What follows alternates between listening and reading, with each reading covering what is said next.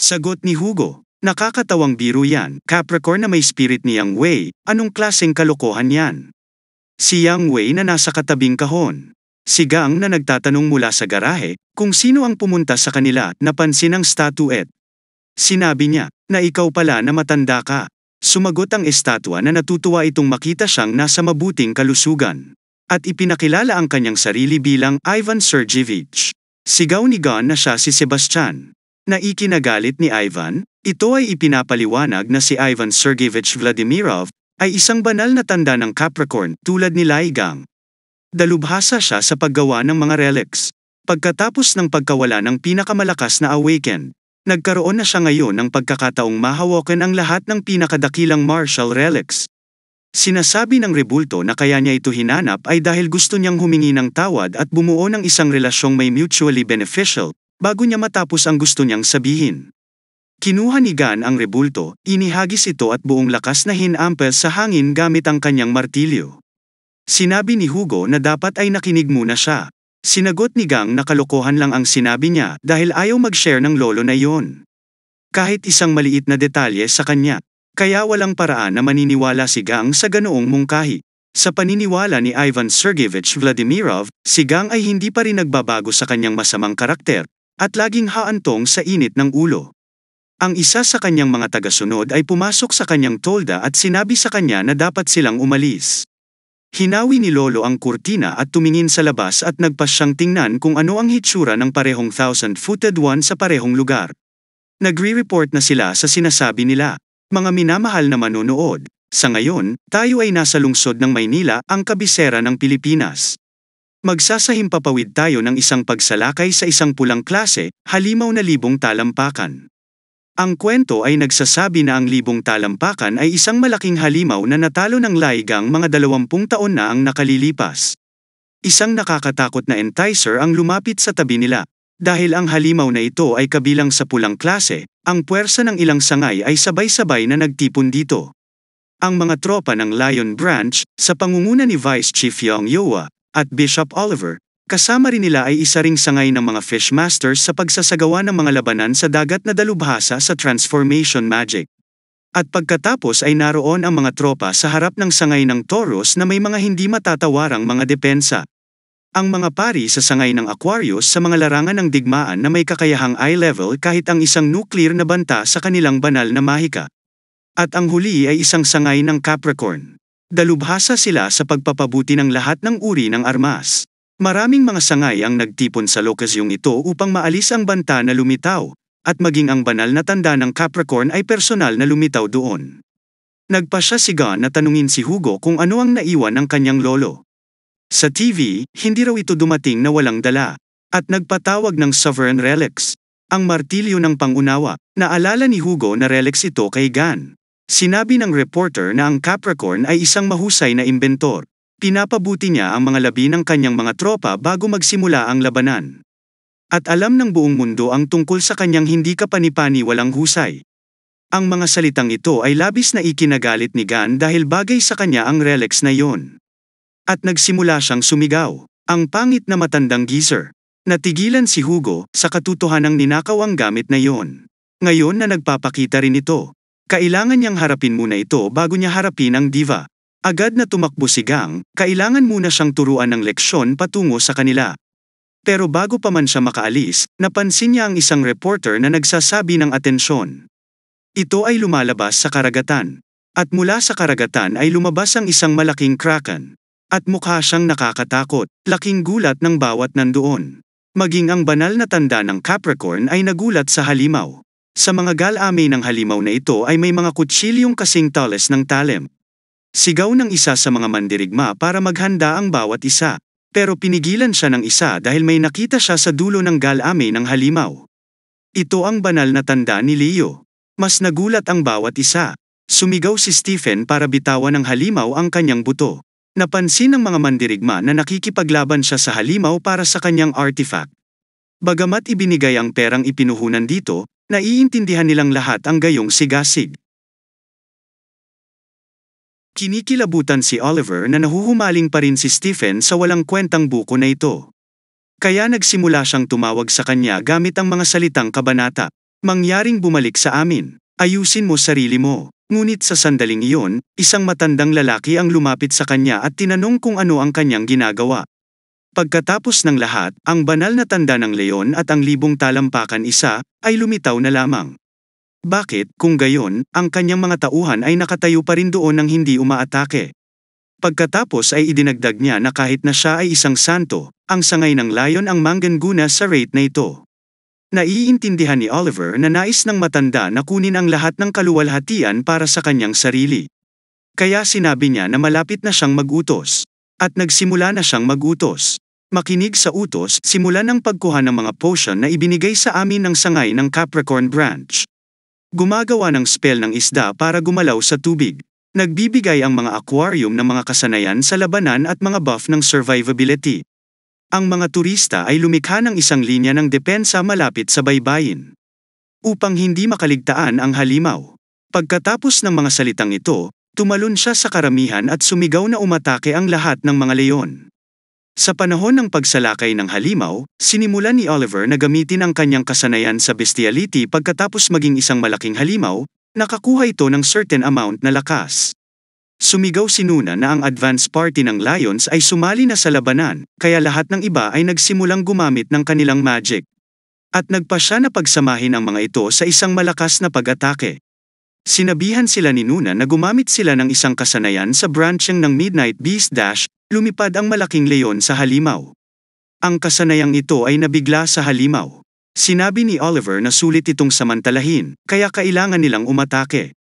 Sabay-sabay silang lahat tumalon sa halimaw, inatake ito ng maraming suntok.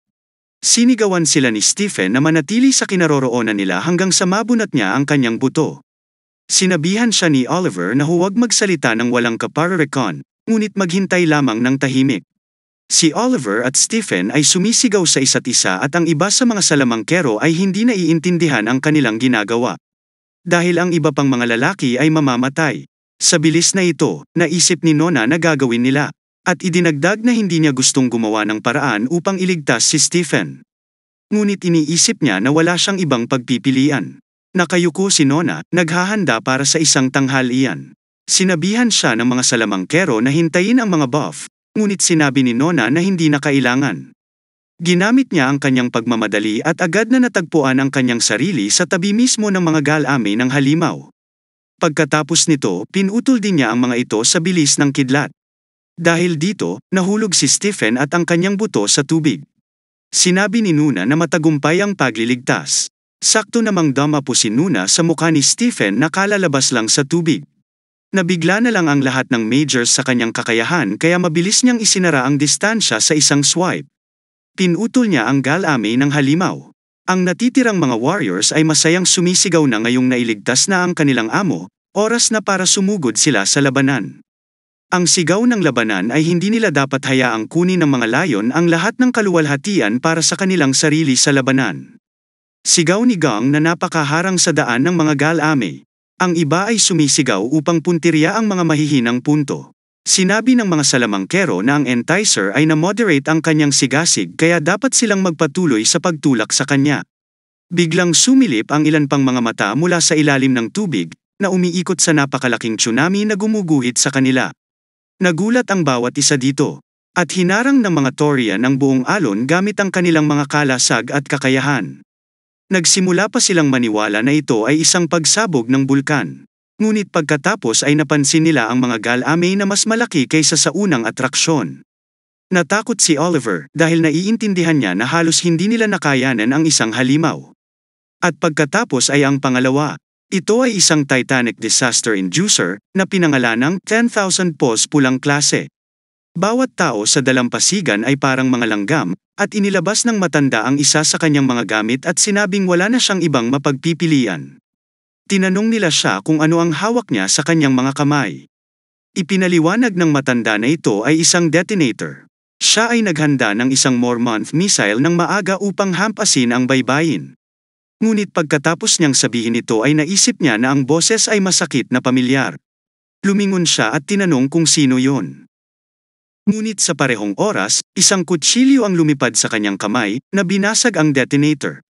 Agad na tumakbo ang gang slug sa kanya at nagsimulang kumain. Lumabas si Gon sa portal at sinabing, "Sebastian, ang sakit ng ulo mo.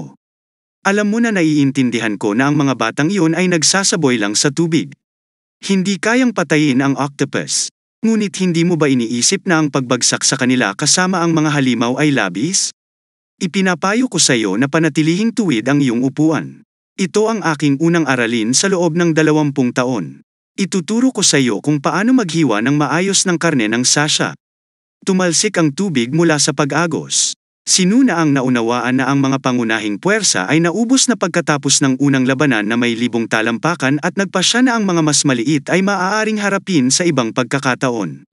Ngunit kailangan munang alisin ang pinakamatibay. Agad niyang sinimulan ang paggamit ng kanyang kasanayan sa Swift Lotus Gate. Pinanood ni Nuna ang recording ng labanan ni Gon na may 1,000 talampakan na sapat na beses upang maalala ang lahat. Pagkatapos ng lahat, natalo na niya ang hindi mabilang na mga halimaw sa nakaraan. At sa dinami-dami ng entries, isa ang namumukod tangi habang tinitingnan ang hinahangaan ng bawat isa, pati na ang mga inggit at mga haters. Ito ay nakaayos sa Europa. Sinimulan niyang ulitin ang lahat ng mga galaw gaya ng ginawa ni Gon. Sinira niya ang lahat ng galame at ang mga imposibleng iwasan. Pumetol siya sa isang suntok. Inulit ni Nooner ang lahat ng mga paggalaw ng napakabisa, na halos inulit niya ang maalamat na sandali ng Gon pagkatapos maputol ang karamihan sa mga galame. Nagpasya siyang itaboy ang sandata ng diretsyo sa pagitan ng mga mata ng halimaw na lumulukso. Umindayog siya at ginamit ang kanyang kakayahan upang palakasin ang suntok, pagkatapos ay ibinato ang kanyang sibat ng diretsyo sa halimaw. Ngunit hindi ito nakatulong. Laking gulat ni Nuna. Pagkatapos ng lahat, hinawakan lang ng halimaw ang kanyang sibat at saka ibinato sa kanya ang napakalaking galame nito. Malubhang nasugatan si Nuna kung hindi biglang tumalon si Stephen at hinaranggan ng suntok sa kanyang katawan. Napakalakas ng suntok kaya nawala ng pag-iisip si Nuna. Hindi alam ang gagawin, nakitang kinakain at pinapatay lang ang kanyang mga kapanalig. Iniisip niya kung ano ang gagawin ni Gon sa kanyang lugar. Lipad na sana siya ng mataas gamit ang 2 kamay na espada, naisip ni Nuna. Ngunit pagkatapos ay natanto na siya talaga. Si Gon ay tumalon sa halimaw gamit ang kanyang espada at ginamit ang kanyang husay sa smasher sa bundok. Ang welga na ito ay tumagos mismo sa halimaw. Nagulat ang lahat ng mga salamangkero sa lupa na naduraj niya ang 1,000 talampakan sa isang suntok. Hindi man lang sila makapaniwala na nagawa niyang tumalon sa halimaw ng direkta mula sa dalampasigan. Tinanong ni Gon kung maaaring sumobra na siya.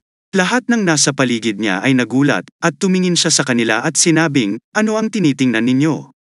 Ikaw, walang magagawa ang mga tao sa iyong sarili, kaya naman kinailangan kitang personal na turuan ng leksyon."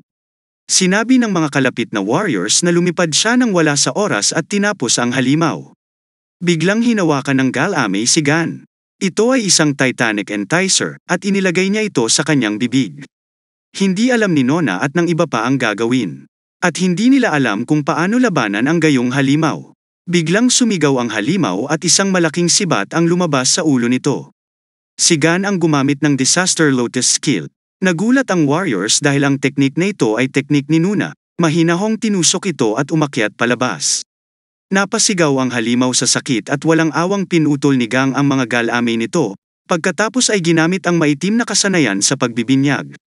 Gamit ang kasanayang ito, ang buong 1,000 talampakan ay nabasag sa maliliit na piraso. Nagulat ang warriors sa lakas at pag-atake ni Gon. Katwiran niya na mahilig lang daw siya sa malalaking halimaw. Dahil pwede silang putulin ng maliliit. At idinagdag niya na kung ang mga halimaw na ito ay may 1,000, kahit 10,000 na mga binti, pareho pa rin silang mga octopus para sa kanya, isang malaking bunganga at isang bungkus ng mga piraso ang natitira sa atraksyon ng titanium. Pinutol ni Gon ang mga ito sa perpektong bite size. Tuwang-tuwa ang mga tao sa paligid niya, dahil talagang nagawa niyang patayin ang halimaw na yon. Nagsimula silang maniwala sa mga kwento tungkol sa kanyang mga pagsasamantala. Naabisuhan si Gon na ang mga tao ay nakatingin sa kanya ng may paghanga at paggalang. Nagsimulang parangalan siya ng mga tao. Sabi ng reporter, "Dear viewers, sana nakita niyo na lahat. Ang isang kaganapan na malapit ng maging pangunahing paksa ng talakayan sa buong mundo ay naganap sa iyong mga screen. Ang pagbabalik ng bayaning si Lai Gang ang 10,000 pos at ang mga Tizer na tao ay natuwa sa pagbabalik ng bayani. Naabisuhan si Dan na ang mga nakakapukaw na kwento at di malilimutang pagsasamantala ay maaaring igalang at igalang siya ng mga tao. Ang Off-Focus Bible ay nilikha din. Ang kanyang mga pagsasamantala ay itatala at magkakaroon ng katanyagan sa mga tao. Ang lahat ng mga konstelasyon ay nahuli. Hawak ni Gan ang libro sa kanyang mga kamay at nag-iisip. Isang sagradong aklat na naglalaman ng mga talaan ng mga kabayanihan. Sa tingin niya gusto niyang pataasin dito ang kanyang impluwensya sa pamamagitan ng pagpapabasa ng kanyang mga templo. Sinalubong siya ni Nuna mula sa kabilang ilog. Lumipad siya sa kanya at tinanong kung nasaktan siya. Tapos may napansin siya at tinanong siya kung ano ang tinatago niya sa likod niya. Nagkunwaring hindi alam ni Nuna ang sinasabi niya. Tinanong ni Gan ang lahat ng mga layon kung mayroon silang bone fetish. Sumagot siya na ito ay isang tropeyo lamang at labis na nalilito. Inilahad ni Gan ang kanyang kamay at sinabing, "Patawad, patawad, nabasag ang iyong sibat noong labanan. Gagawa ako ng kapalit nito sa lalong madaling panahon." Ito ay labis na ikinatuwa ni Nuna, dahil ang kanyang sandata ay gagayahin mismo ni Lai Gang. Sumabat si Stephen sa usapan at nagsimulang sumigaw na ang galing. Tinanong siya ni Jen kung bakit siya galit na galit. Sinabi yun ni Stephen dahil siya ang pinuno ng sangay. At si Juha ay ang kanyang direktang subordinate. At iminungkahi ni Gang na gagawan siya ng sandata. Dapat gumawa din siya ng bagong sandata para sa kanya. Idinagdag niya na 20 taon na ang nakalilipas siya ang namamahala sa kagamitan ng All Saints. Naniniwala rin si Stephen na kung sisirain niya ang binili niyang relics ay maituturing itong papalitan niya. At pagkatapos ay bumaling kay Nuna at sinabing patatawarin niya ito sa pag-atake sa kanyang ulo. Kanina pagalit at galit si Gang sa bawat salitang binibitawan niya. Pero sa huli, sinisigawan na siya nito. Biglang lumitaw sa likuran niya ang isang malaking berdeng pagsabog na hugis Capricorn. Nagulat si Stephen na si Gang ay maaari na magpatawag ng mga pagsabog mula sa isang sigaw. At si Gang mismo ang nagsabi na hindi siya yon. Humingi ng tulong ang lahat ng taong nasa lugar ng pagsabog. Sinabi ng isa sa mga sundalo na ang pagsabog ay tumama sa bawat isa na nasa harapan, nang biglang naging isang hayop ang isa sa kanyang mga kasama at tumingin sa mga gutom na mata nito. Bumuelo at kaagad pagkatapos ay nagmamadaling kakagitan siya. Hindi maintindihan ng mandirigma kung bakit nagngangalit ang bawat isa sa sangay ng layon. Sinabi ni Nunes na biglang sumalakay ang isang Lion Strike Force sa Taurus Branch, nang biglang lumapit sa kanila ang lolo, sinabing iyon ang kanyang Flash Mormont. At sa kasamaang palad, hindi ganoon kalaki ang pagsabog. Lumingon sila para tignan ito. Ngunit mayroon ng isang malaking robot na kontrolado ng baliw na lolo na may hawak na slime gun sa kanyang mga kamay. Hindi ito naging maganda para kay Gan mismo. At tinanong siya ni Stephen kung bakit siya nagtanim ng bomba sa lugar kung saan dapat mag-away ang kanyang mga tauhan. Sinabihan siya ni Lolo na huminahon dahil simula pa lang ito para sa kanya. Ang pagsabog na ito ay isang pagsaludo lamang sa kanyan bago ang pangunahing palabas. Sinabi ni Gan na ang kabaliwan ng mga tao sa frontline ay kanyang ginagawa. Sumagot ang matanda na mabilis na nahawakan ni Gan. At pagkatapos ay nagpasya siyang magpakita ng isang bagay na mas nakakatakot. Inilabas niya ang kanyang whistle at hinaypan ito. Ang sipol na ito ay narinig ng lahat ng mga leon. Pagkatapos nito, agad silang tumakbo papunta sa kanya. Sigaw ni Stephen para mamulat ang bawat isa. Ngunit hindi ito nakatulong. Sinugod ng isa sa mga leon si Nuna at muling sumugod ang iba kay Gang. Inakala ng lolo na wala na silang lakas pagkatapos ng matinding laban at bumaling kay Gan, na nakahandusay sa buhangin at sinabing, "Checkmate, aking Gan. Nakakatuwang makita kang nakapin down, na nakasubsob ang mukha mo sa lupa. Ito ay mas mahusay kaysa sa inaasahan ko." Ang Lion Saint Sign ay labis na nagalit sa kanya dahil sa paggawa nito sa kanyang mga tao at nagtanong kung bakit hindi sila tumugon sa kanyang mga utos. Tumawa lang ang matanda at sinabing sila lang ni Juha ang hindi umiinom ng gayuma at ipinaliwanag na ang kanyang mga tao ay bahagyang na-stimulate lamang sa kombinasyon ng mga potion na kanilang ininom at ang mga epekto ng kanyang Mormonth creation sa kasalukuyang estado. Naririnig lamang ng kanyang mga tauhan ang mga utos ng kanyang sipol. Ang banal na tanda ni Leo na puno ng galit ay sumisigaw para sa kanya na ibalik sila sa normal. Sinimulan ng matanda na bigyan siya ng kondisyon na tumahimik, "Kung gusto mong ibalik ko ang iyong mga nasasakupan, makinig sa akin ng mabuti." Pagkatapos noon, inihagis niya sa paanan niya ang espada ni Lai Gang. Nakilala ni Stephen ang espada nang makita niya ito. Kaya tinanong niya sa kanyang lolo ang espadang ito. Hindi ba kay Leigang ito? Sabi ng matanda, ito mismo ang sandata na pinenday ni Gan gamit ang sarili niyang mga kamay. Pagkatapos ay nagmungkahi siya kay Stephen na dapat niyang gamitin ang espadang ito para patayin si Lai Gang.